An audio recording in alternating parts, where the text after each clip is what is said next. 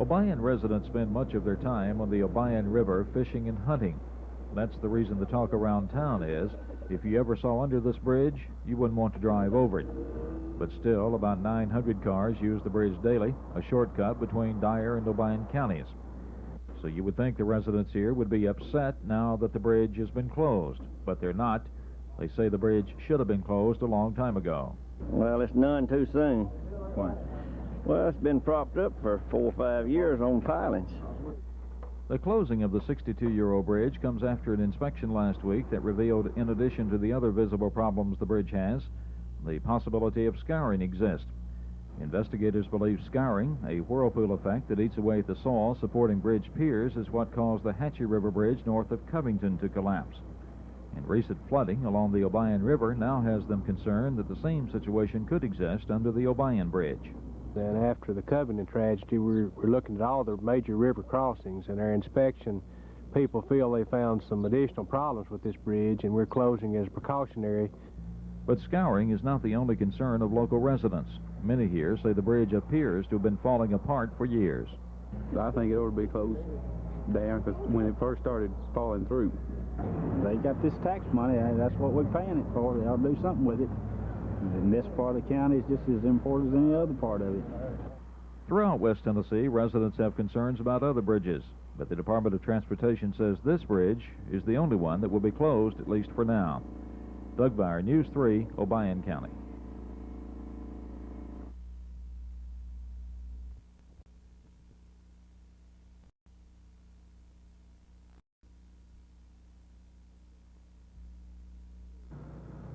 Ten days after the collapse of the Highway 51 Hatchie River Bridge north of Covington, this bridge over the Obion River in northwest Tennessee was closed.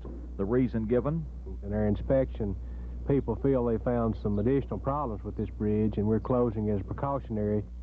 While some additional problems with this bridge near Trimble, Tennessee may have been discovered following the collapse of the Hatchie River Bridge, this inspection report, dated 1 year earlier, April 1988, indicates that scouring may have been a problem then, yet the bridge remained open to traffic.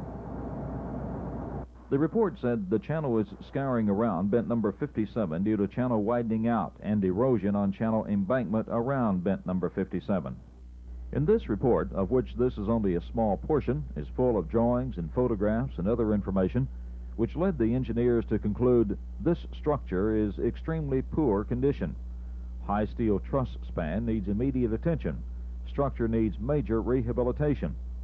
The state says it tries to inspect bridges every 2 years, but this report shows this bridge was not inspected for 4 years.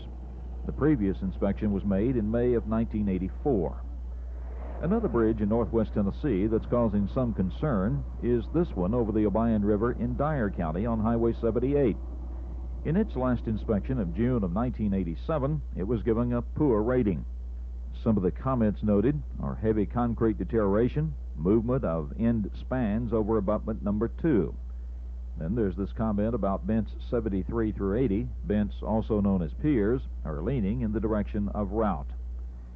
Today, this bridge remains open to traffic as it's a major connector between Dyer and Lake counties.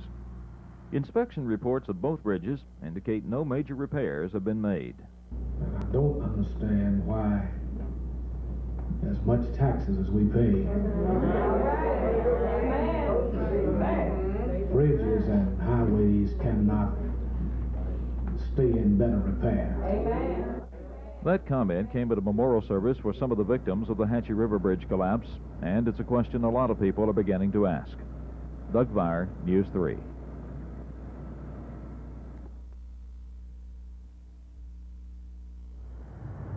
There are 7,300 bridges in Tennessee that are considered deficient. The Hatchie River Bridge north of Covington that collapsed last month was one of them. As early as 1979, the Federal Highway Administration said this bridge should be replaced when funds become available. But when the state and federal government spent millions of dollars in Tennessee between 1981 and 1984 repairing and replacing bridges, this was not one of them. A bridge doesn't have to be falling in to be considered dangerous.